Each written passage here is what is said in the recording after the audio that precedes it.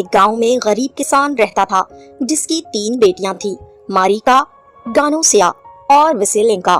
یہ کسان انتہائی غربت میں زندگی گزار رہا تھا۔ لڑکیاں گھر کا کام اور کھیتوں میں کام کرنے کے قابل ہو چکی تھیں۔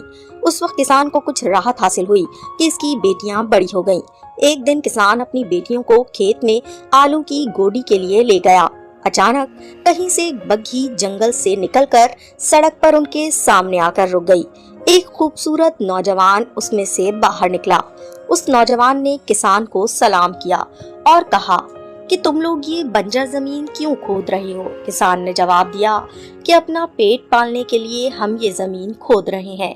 نوجوان بولا، تو کیا تمہاری بیٹیاں بھی ساری زندگی یہی زمین کھودتی رہیں گی؟ کسان نے اداس لہجے میں جواب دیا، جو ان کی قسمت۔ نوجوان نے فخریہ لہجے میں کہا، اگر تم مجھے اپنی بڑی بیٹی کا ہاتھ دے دو تو تم لوگوں کی قسمت بدل سکتی ہے۔ کسان اس کی بات سن کر حیران ہوا، لیکن تم ہو کون؟ میں اولڈیک وتھ ہوں، پڑوسی زمینوں کا سب سے امیر شخص۔ غریب کسان اس کی باتوں میں کھو گیا۔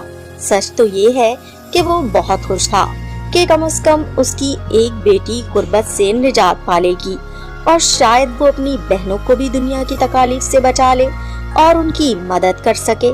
کسان اپنی بڑی بیٹی سے مخاطب ہوا، ماریکا، کیا تم اس نوجوان شخص کی پیشکش قبول کرو گی؟ ماریکا نے اولڈیک وتھ کی طرف دیکھا۔ خوبصورت تھا، دلکش نیلی آنکھیں، سیاہ بال۔ ہاں با، مجھے قبول ہے۔ پھر بوڑھے آدمی نے کہا، اتوار کو شادی کی دعوت کریں گے۔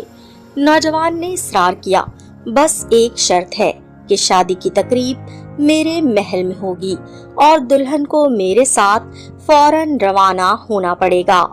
غریب آدمی ایک بار پھر سوچ میں پڑ گیا، لیکن جلد ہی راضی ہو گیا۔ چلو ماریکا، نوجوان شخص نے کہا، ہمارے سامنے ایک لمبا سفر ہے اور سورج ڈوبنے کو ہے۔ لڑکی نے اپنے عزیزوں سے رخصت لی، بگھی میں بیٹھی اور روانہ ہو گئی۔ ایک ہفتہ گزر گیا، مگر اولڈیک وتھ نے بوڑھے آدمی کو شادی کی دعوت میں نہیں بلایا، اور پورا سال گزر گیا، مگر غریب کسان کو اپنی بیٹی کی کوئی خبر نہ ملی۔ پھر آلو کی گوڈی کا موسم آیا۔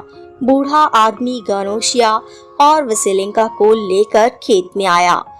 وہ گوڈی کرتے رہے، یہاں تک کہ کچھ دیر بعد اولڈیک وتھ جنگل سے نمودار ہوا۔ اس نے کسان کو سلام کیا۔ جب کسان نے اولڈیک وتھ کو دیکھا تو فوراً سے پوچھا،